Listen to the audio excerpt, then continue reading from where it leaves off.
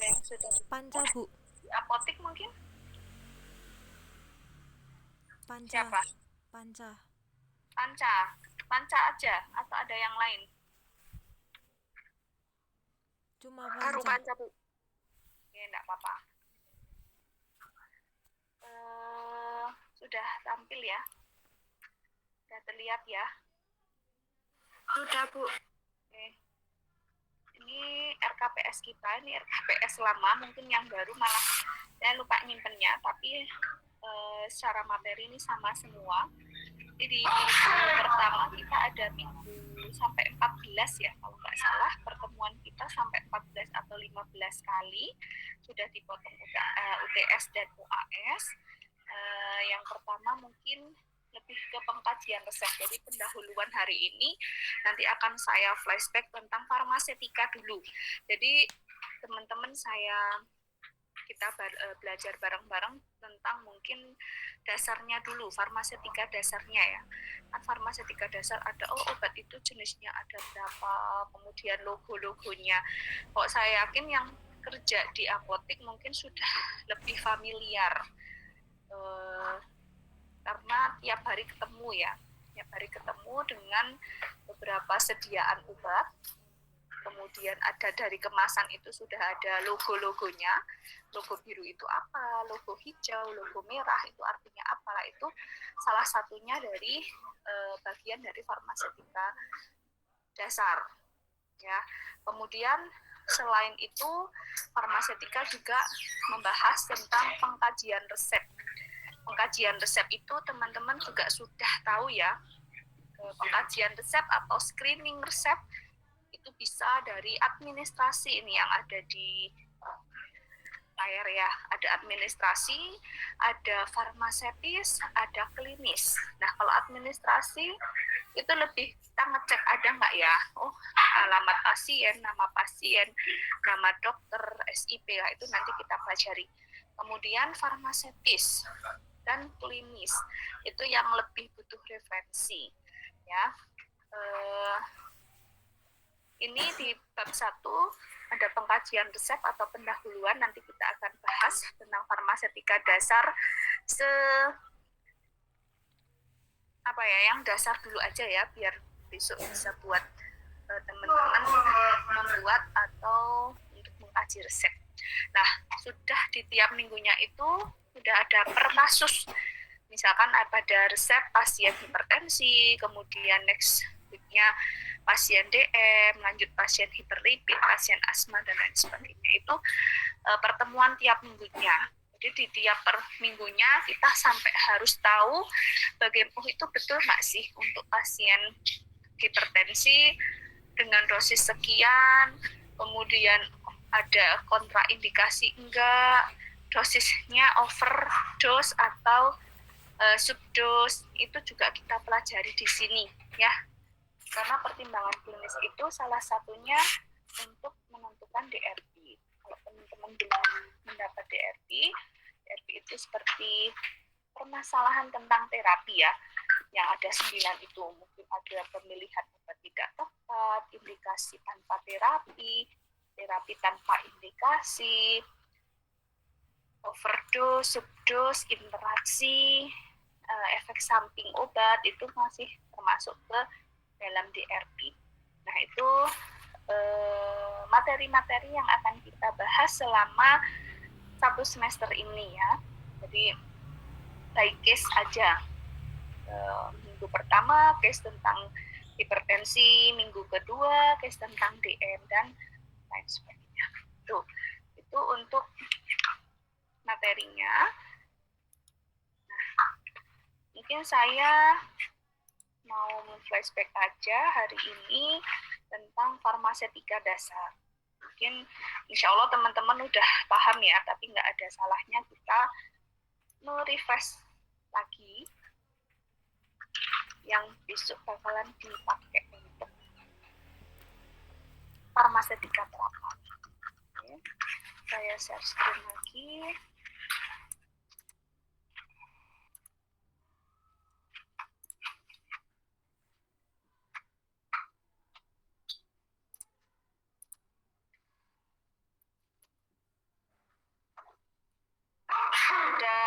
terlihat ya. Udah, Bu. Udah, Bu. Ini ada sejarah kefarmasian, itu mungkin nanti kalian bisa searching sendiri-sendiri ya.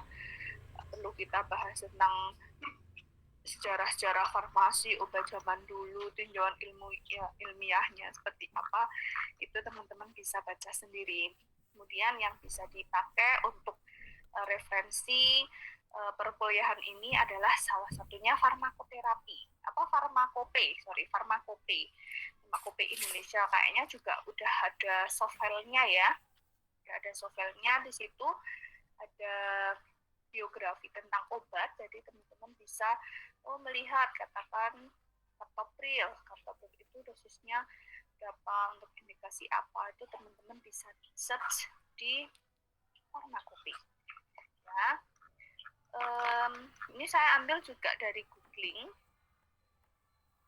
Untuk mungkin yang pertama ini kita bahas tentang resep obat.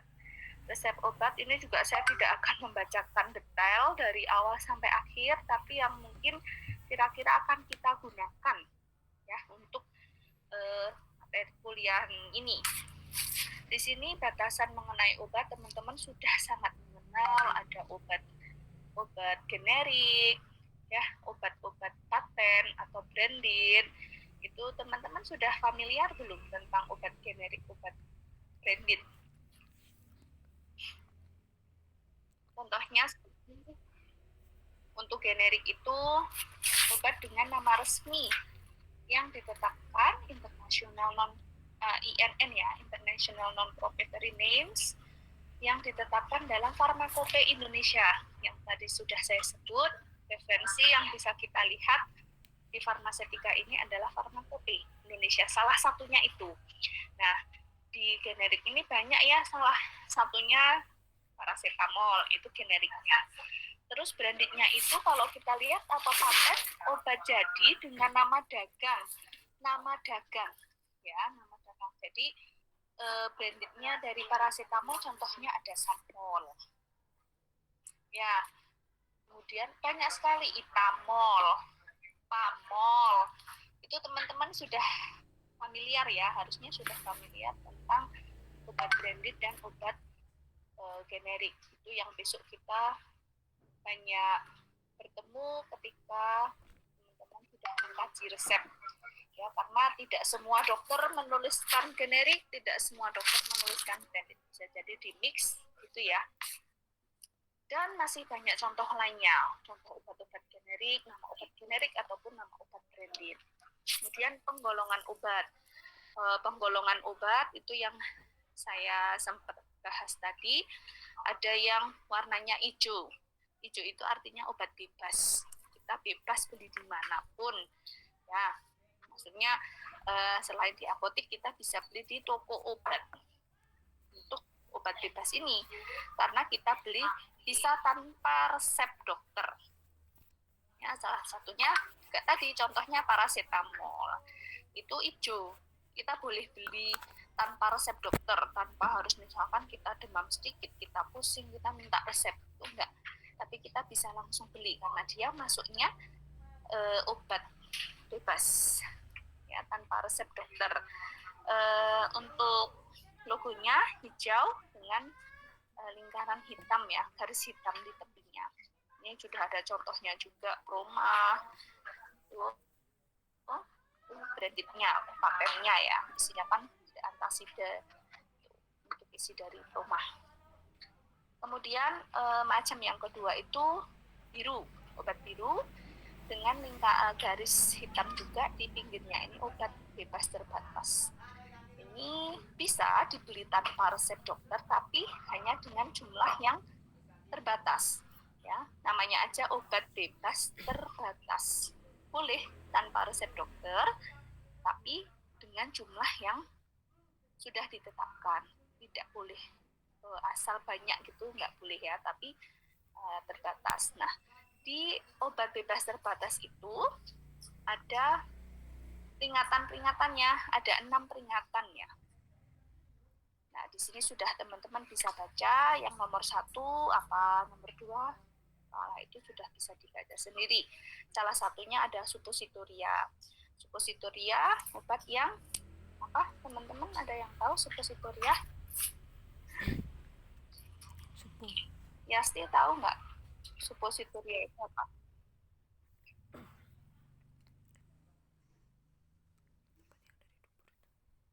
Ya udah semester 6 ya ini ya. Ada yang nggak tahu suppositoria apa? Tahu, Bu. Apa, Ahmad? Obat yang masuknya lewat dubur pemakaiannya. Oke, betul. Kemudian untuk yang gargle misalkan. Gargle itu apa? Gargle itu apa? Apa kue? Obat kumur. Jadi teman-teman sudah nanti ya setelah perkuliahan ini coba deh searching macam-macam sediaan obat itu nggak hanya tablet tok ya yang harus teman-teman tahu ya. Ada sediaan cair ya, cair itu ada sirup. Kita sudah belajar farmasi fisik. Ya, ada di situ ada sirup, ada emulsi, ada suspensi, kemudian ada semi solid apa ada gel, ada krim, ada salep, ya itu banyak. Jadi yang dihafal jangan hanya tablet ya, tapi juga ternyata ada suppositoria. Kemudian nanti juga ada obat vaginal yang nanti kalau tadi bedanya suppositoria ini nggak saru ya karena kita membahas tentang di farmasi ini kalau suppositoria dimasukkan ke dalam dubur atau anus, sedangkan kalau untuk vagina yang dimasukkan ke vagina itu tidak saru kalau kita konteksnya itu membahas di farmasi ya Yasti ya, nanti cari lagi sediaan obat gitu. Jadi jangan hanya tablet, sirup aja ya yang dipahami, tapi juga termasuk obat kumur, obat suppositorio tadi ya. Lanjut ke obat keras. Obat keras logonya obat dengan logo warna merah, ada K di dalamnya, huruf K keras ya maksudnya, tetap dengan garis pinggiran hitam. Nah ini harus pakai resep dokter, tidak boleh tanpa resep dokter. Ini sebenarnya yang agak banyak teman-teman apoteker yang di lapangan itu agak galau ya, karena obat keras ini misalkan kita tidak menjual, omsetnya juga sedikit. Tapi kalau menjual tidak sesuai dengan peraturan ya. Salah satu contohnya antibiotik. Antibiotik itu adalah obat keras. Itu harus pakai resep dokter. Nah, yang sering kelewat itu kalau apoteker di apotek ya. Misalkan ada pasien dia punya riwayat hipertensi. Dia sudah mengkonsumsi katakan amlodipin sudah 5 tahun. Kemudian dia nggak punya resep tuh, resepnya nggak ITER ya. Masih ingat ya istilah ITER? Masih ingat nggak? Wiwin masih ingat nggak?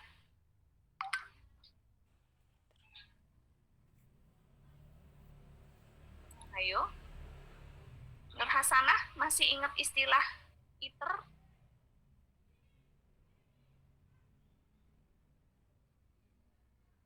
Ini dulu farmasetikanya lulus kan, ada tulisan ITER 3 kali. Berarti dia boleh ngambil jumlahnya berapa kali tuh? 3. 3? Ada yang 3 kali. ITER 3 kali itu berarti jumlah pengambilan kita ke pengambilan obat kita itu berapa kali sih? 3 kali, Bu. 4 kali. 3 Berapa? kali. 4 kali. Siapa yang jawab 4? Yasti, Bu. Oke, betul ya, 4 ya. Karena ITER 3 kali hitungannya ada apa? Yang pertama detorik. Ya, detorik, kemudian ITER 1 kali, ITER 2 kali, ITER 3 kali. Berarti 4. Ya, pun ITER 5 kali, misalkan ITER 5 kali berarti kita bisa mengambil berapa kali? 6 kali. 6 kali. Karena jangan lupa detoriknya itu pengambilan pertama itu bukan ITER 1 kali ya, tapi detorik. Oke. ini perlu belajar lagi, dibuka lagi materinya Bu Tias yang dulu tentang farmasetika dasar ya. Ini basic banget untuk tahu yang di resep istilah-istilah itu tuh masih basic banget. Itu teman-teman harus buka lagi materinya Bu Tias. Ini contoh-contoh obat keras sudah dicontohkan tadi, ada antibiotik, anti hipertensi, obat-obat jantung ya. Sambil belajar, oh kalau antibiotik itu mungkin juga udah dapat ya mata kuliahnya kalau nggak salah. Antibiotik itu kan macam-macam, nah itu juga sambil dipahami ya, yang golongan penisilin, golongan cefalosporin, itu juga harus dibaca lagi. Ini sebenarnya untuk screening klinis itu banyak cakupannya, nggak hanya teman-teman tahu aja oh ampicillin itu antibiotik tentu teman-teman cara kerjanya gimana, mekanisme kerjanya gimana gitu. Itu ya.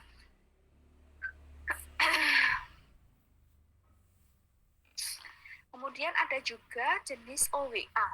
OWA itu adalah obat yang dapat diserahkan tanpa resep dokter, obat keras yang dapat diresepkan oleh dokter. Jadi tidak semua obat yang logonya merah keras itu tidak boleh tanpa resep dokter. Ada pengecualian, namanya OWA, ya, obat wajib apotek. Nah, contoh-contohnya ada obat obat asma, analgetik. Analgetik itu apa ya? Ada yang tahu analgetik itu apa? Anti nyeri. Udah semester 6, istilah analgetik, antihistamin, antipiretik, harus tahu ya. Ya Bu. Anti Ada yang tahu analgetik itu apa? Ini Bu. Apa? nyeri. Jadi Anti nyeri Bu. nyeri. Oke, antipiretik. Antipiretik. Panas. Penurun demam. Penurun demam. Antifungi. Jamur. Anti jamur. Untuk mengatasi jamur. Tadi jamur. Ya, anti jamur. Jadi teman-teman harus tahu ya istilah-istilah yang sering digunakan mosok farmasi buat anti nyeri. Ya masuk sih, tapi setidaknya kita tahu ya istilah-istilah itu untuk digunakan di dalam terapi. Kortikosteroid itu apa? Kemudian antihistamin itu apa? Teman-teman harus tahu juga ya. Kemudian golongan obat ada narkotika. Nah, ini yang narkotika dan psikotropik yang administrasinya itu memang harus lengkap ya. Harus ada aturannya agak strict. Jadi kalau untuk misalkan resep ada narkotik, contohnya kodein ataupun lomotil. Nah, itu dicek dulu semua administrasinya. Itu fungsinya kalau ketika ada narkotika, teman-teman bisa punya ilmunya nih tentang farmasetika terapan untuk mengkaji resep mulai dari administrasi sampai klinis, itu bisa ini dilayani enggak ya? Karena ini ada hukumannya ya kalau misalkan seperti narkotika atau psikotropik kita jual bebas, ada hukumannya. Oke, terus lanjut psikotropik hampir sama dengan narkotika. Nanti dibaca bedanya apa ya. Kemudian registrasi obat itu ada yang tertera di kemasan. Biasanya ada 1, 2, 3, 4, 5, 6, 7, 8, 9. Nah, ada 9 ini ya, pengertian aja sih kalau kode-kode. Tapi kalau untuk digit ini ada 15 digit untuk nomor registrasi obat. Jadi nomor registrasi itu ya otomatis sama aja obat itu sudah resmi karena sudah didaftarkan di BPOM. Makanya dia sudah punya nomor registrasi obat, berarti dia sudah didaftarkan di BPOM. Itu kode-kodenya teman-teman baca sendiri nanti. Itu pasti ada ya, di kemasan itu harus ada. Kalau nggak ada berarti kemungkinan dia obat palsu ya, dan obat yang belum terdaftar di BPOM. Jadi memang harus ada, kita harus mengecek ketika misalkan kita order obat, pas kita menerima obat itu harus cek salah satunya dengan sudah ada belum nih nomor registrasinya kayak gitu ya, nomor batch-nya, ID-nya nanti dicek juga. Itu salah satu perlengkapan administrasi ketika kita sebagai farmasi menerima obat, untuk menghindari salah satunya obat palsu ya, karena sekarang banyak sekali beredar obat-obat palsu.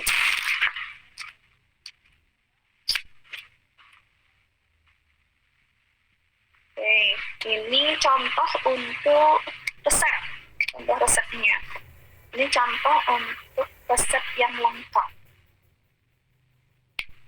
Ada dari nama dokter, nomor SIP-nya, surat izin praktek ya, SIP itu surat izin prakteknya, kemudian alamat dokternya, alamat praktek ya. Kalau misalkan dia di praktek pribadi, kalau misalkan rumah sakit biasanya sudah ada kopnya, di resepnya itu ada. Misalkan RSPKU Muhammadiyah Wonosobo Jalan mana itu nanti dokternya biasanya tinggal bacanya atau tanda tangannya.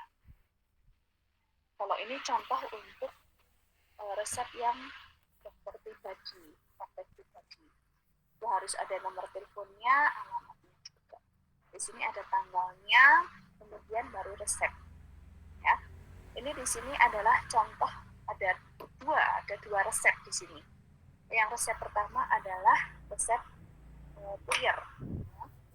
Ini puyer terdiri dari tiga obat, ada paracetamol, prednisone, CPM. Ini hanya ditambahkan pemanis sakarum lapis, dibuat puyer 15, diminumnya 3 kali sehari.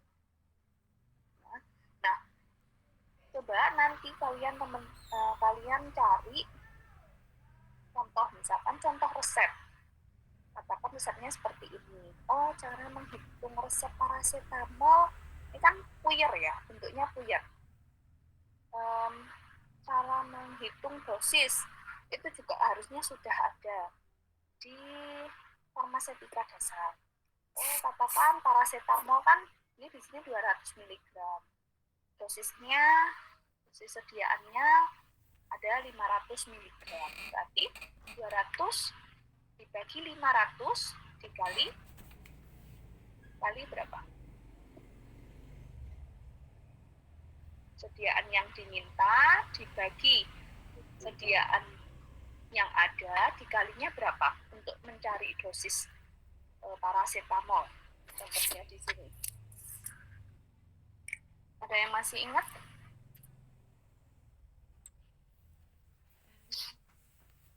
Cara menghitung dosis. Lupa apa nggak tahu?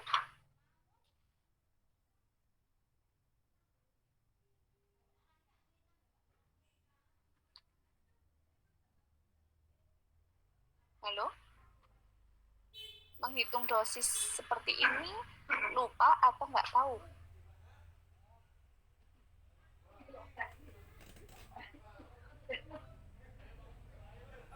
Ini pada nggak? Nah, gimana Asal? Tahu, Bu. Nggak tahu apa tahu? Saya nggak dengar. Tahu, Bu. Tahu? Ya, Gimana Asal? Coba. 200 per 500 kali 15, Bu. Nah, itu bisa. Coba contoh yang prednison. Cara cari dosis prednison gimana? 2,5 kali Ani Afianti tahu nggak ini? 2,5 kali 500 gram. Mana Ani? Iya, Bu. Tahu nggak cara ngitung dosis prednison? Tadi kan Aksal udah tuh jawab yang paracetamol dosisnya. Untuk yang prednison tahu nggak? Lupa, Bu. Sebentar, Bu. Akmal tahu nggak? Iya, Bu. Akmal tahu nggak? Kalau 2,5 kali 500 kali 15 bukan, Bu? Gimana? 2,5 dikali 500 kali 15. 500 dari mana?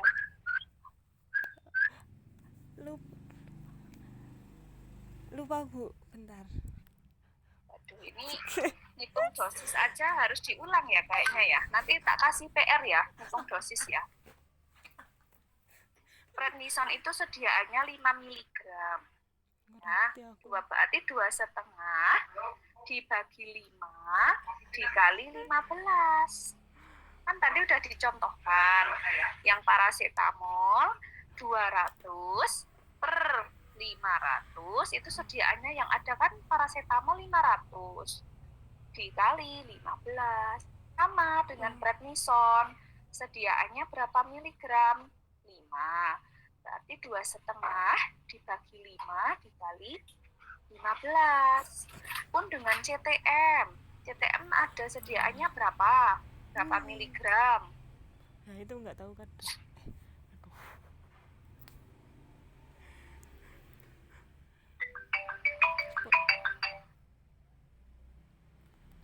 Coba dicari dulu, di searching CTM berapa miligram sediaannya? 4 miligram, Bu. Berapa? Miligram, Bu. Kurang keras, Aksal? Bu. Berapa? 4 Miligram, Bu. 5 miligram? 4 miligram. 4. Nah, hitungnya yuk gimana? 1 kali 4 kali 15. 1 dibagi 4 kali 15 per 4 kali 15. 1 dibagi 4 kali 15. kali 15. Gitu ya. Ini nanti tak kasih PR aja ini. Contoh nyari dosis ya. Ini basic banget loh. Oke, kemudian 3 obat itu ditambah sakarum laktis. Itu pemanis. QS itu apa ya artinya ya? Secukupnya. Coba yang jelas. Secukupnya. Oke, jadi nggak ada jumlahnya harus berapa, tapi secukupnya aja dikira-kira. Bisa 3 tablet, kok dia tablet ya cuma 3 atau 4 aja dia udah manis. Itu ya. Oke, tiap resep, tiap R maksudnya, itu harus ada paraf atau tanda tangan dokter. Kemudian yang kedua itu contoh obat apa itu?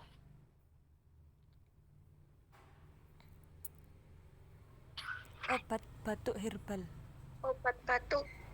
Bentuk sediaannya apa?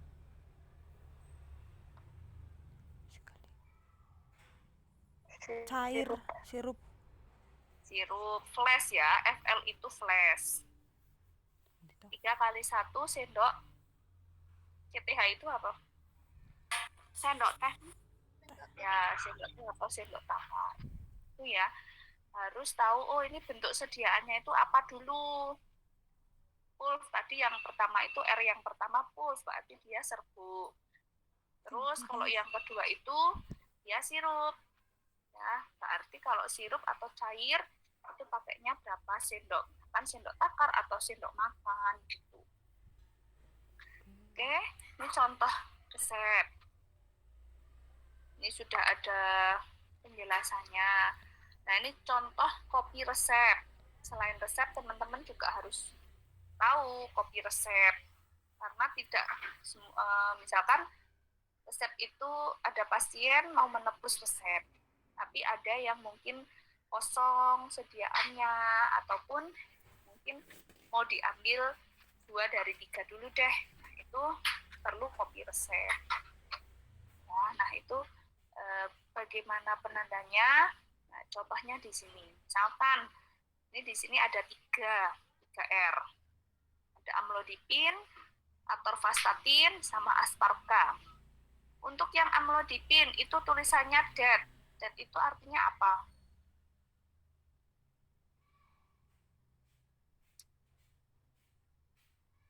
Telah diserahkan. Telah diserahkan. Ada lagi? Apa Nuk?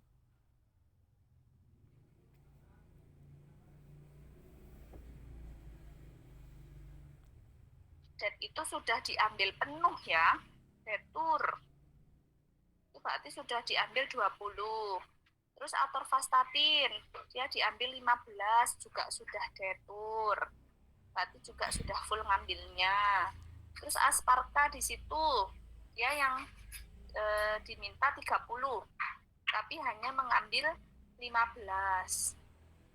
Nah, itu berarti baru diambil 15. Ini makanya perlu dibuat kopi resep, karena ada salah satu obat yang belum diambil penuh. Ya, ini kalau kayak gini bisa dicatat ya. Kalau cuma mendengarkan, besok saya yakin wis lupa. Iya Bu. Nih, Iya Bu. Iya, Bu. itu contoh resep. Jadi nanti saya kasih PR untuk resep ya, ngitung dosis sama iter itu, biar besok teman-teman tahu gitu ya. Nah, ini sudah banyak ya, bahasa Latin artinya apa, singkatannya apa gitu, udah ada semua. Oke. Kalau meracik mungkin lebih ke lapangan ya. Kalau misalkan meracik kan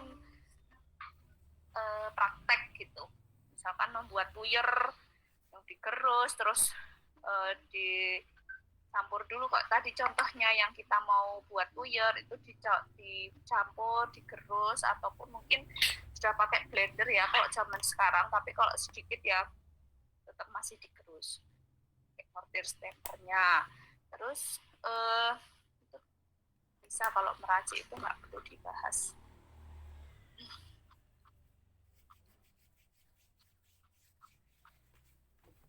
Nah, ini sudah ke bentuk sediaan obat. Seperti yang saya bilang tadi, teman-teman tidak boleh hanya tahu sediaan obat itu cuma tablet ya, tapi semua harus tahu. Misalkan ada pasien yang dia itu batuk, katakan dia perlu ambroxol. Ambroxol itu sediaannya kan tablet ya. Oh, katakan dia, waduh, saya bisanya minumnya serbuk puyer. Bisa kalau teman-teman katakan kalau tidak ada gitu, ataupun cair, oh ternyata ambroxol itu ada sediaan sirupnya. Nah, itu gunanya teman-teman tahu bentuk sediaan itu nggak hanya tablet, tapi juga ada sirup ataupun yang lain. Itu ya. Ini suasananya mendukung sekali, hujan, jadi nggak ngantuk ya. Oke, mungkin itu saja untuk hari ini, karena meracik itu kalau yang di sini sudah bisa sendiri ya. Ini lebih ke praktek. Jadi nanti saya kasih PR-nya, teman-teman nyari resep puyer, dan cara menghitung dosisnya. Harus ada iternya juga. Itu maksudnya gimana? Nah, besok kita bahas. Itu PR1. Terus PR yang kedua, untuk kelompok yang pertama, itu bikin PowerPoint tentang pengkajian resep hipertensi. Itu aja, contoh dulu aja, karena mungkin teman-teman kan juga baru mau belajar ngitung dosis gitu-gitu ya. Tapi nggak apa-apa, sambil kita belajar, coba kelompok 1 cari resep hipertensi. Syukur-syukur memang resep beneran ya. Ngambil dari resep beneran, mungkin dari Panca atau apa, siapa di sini yang sudah bekerja itu bisa dicontoh obat terapi untuk anti hipertensi atau apalah itu dilihat, kemudian coba kita screening beneran, screening resep beneran. Mencontoh foto resepnya, kita screening, mulai dari screening administrasi, farmaseutis, dan klinis. Ya, jadi PR-nya yang untuk semua itu mencari resep yang ada iternya, kemudian ada resep puirnya, jadi di situ ada perhitungan dosis. Ya. Terus untuk yang khusus kelompok 1 itu mencari resep yang isinya ada anti hipertensinya. Ya. Itu mungkin untuk minggu depan. Oh ya, untuk hari Kamis besok tanggal 9 kayaknya kita ajukan aja mungkin ya hari Rabu, karena Jumat saya full, Kamis saya ada acara di rumah sakit, jadi mungkin bisa diajukan Rabu ya. Enggak ini banget kok, awal-awal perkuliahan udah kosong, udah tugas kan, kayaknya lucu ya.